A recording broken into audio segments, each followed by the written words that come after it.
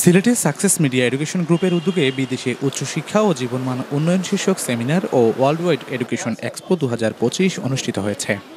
রোববার সিলেট জেলা শিল্পকলা একাডেমিতে আয়োজিত এই অনুষ্ঠানে নাতিরা সুলতানা ও উম্মে তহুরা ঝুমুর যৌথ সঞ্চালনায় প্রধান অতিথির বক্তব্য দেন সিলেট সরকারি মহিলা কলেজের প্রাক্তন অধ্যক্ষ এবং সিলেট এমসি কলেজের প্রাক্তন সহ-অধ্যাপক প্রফেসর হায়াতুল ইসলাম আকঞ্জি।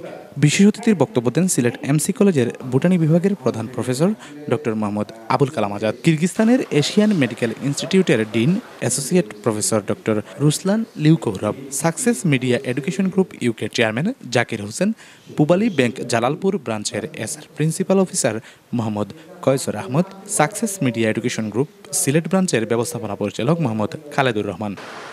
এক্সপোতে সিলেটের নানা প্রান্ত থেকে পড়াশোনার জন্য বিদেশে যেতে আগ্রহী শিক্ষার্থীরা অংশ নেন।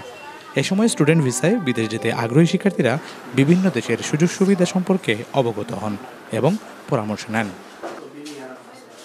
জয়রা হিমেল, স্টার টিভি, সিলেট।